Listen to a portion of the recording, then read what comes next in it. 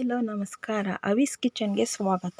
ಇವತ್ತು ಸಿಂಪಲ್ಲಾಗಿ ಒಂದು ಮೊಟ್ಟೆ ಗೊಜ್ಜು ಮಾಡೋದು ಹೇಗೆ ಅಂತ ತೋರಿಸ್ತಾ ಇದ್ದೇನೆ. ಯಾರೆಲ್ಲ ನನ್ನ ಯೂಟ್ಯೂಬ್ ಚಾನಲ್ ನೋಡ್ತಾ ಇದ್ದೀರಾ, ಪ್ಲೀಸ್ ಸಬ್ಸ್ಕ್ರೈಬ್ ಮಾಡಿ, ಲೈಕ್ ಮಾಡಿ, ಶೇರ್ ಮಾಡಿ, ಕಮೆಂಟ್ ಮಾಡಿ. ಮೊಟ್ಟೆ ಗೊಜ್ಜು ಮಾಡೋದಕ್ಕೆ ಒಂದು ಜಾರ್ಗೆ 4ರಿಂದ 5 ಈರುಳ್ಳಿ, 5ರಿಂದ 6 ಹುಳಿ ಟೊಮೊಟೊ, 1 ಇಂಚು ಶುಂಠಿ ಹಾಕಿ ಸಣ್ಣಗೆ ರುಬ್ಕೋಬೇಕು. ಒಂದು ಬಾಣಲೆಗೆ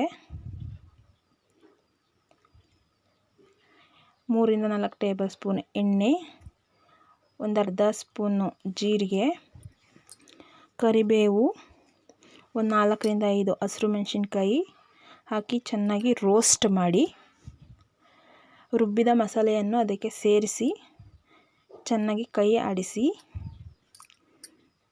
ರುಚಿಗೆ ತಕ್ಕಷ್ಟು ಉಪ್ಪು, ಕುಟ್ಟಿ ಪುಡಿ ಮಾಡಿದ ಕಾಳು ಮೆಣಸಿನ ಪುಡಿ,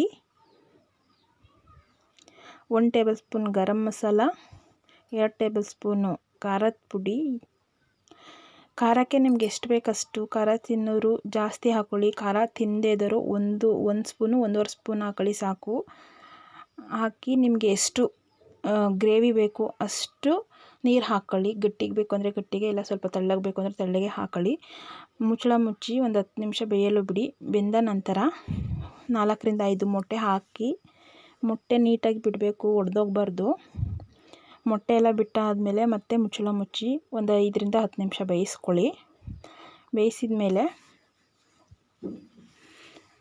ಟರ್ನ್ ಮಾಡಿ ಮೊಟ್ಟೆ ಎಲ್ಲ ಚೆನ್ನಾಗಿ ತಿರುಗಿಸಿ ಅದಕ್ಕೆ ಕೊತ್ತಂಬರಿ ಸೊಪ್ಪು ಹಾಕಿ ಮತ್ತು ಕೈ ಆಡಿಸಿ 1-2 ನಿಮಿಷ ಬೇಯಲು ಬಿಟ್ಟು ರೆಡಿಯಾಗಿರುತ್ತೆ. ಇದು ಚಪಾತಿ, ರೊಟ್ಟಿ, ದೋಸೆ, ಪೂರಿ ತಿನ್ನೋಕ್ಕೆ ಅದ್ರ ಜೊತೆ ತಿನ್ನಲು ತುಂಬ ಚೆನ್ನಾಗಿರುತ್ತೆ.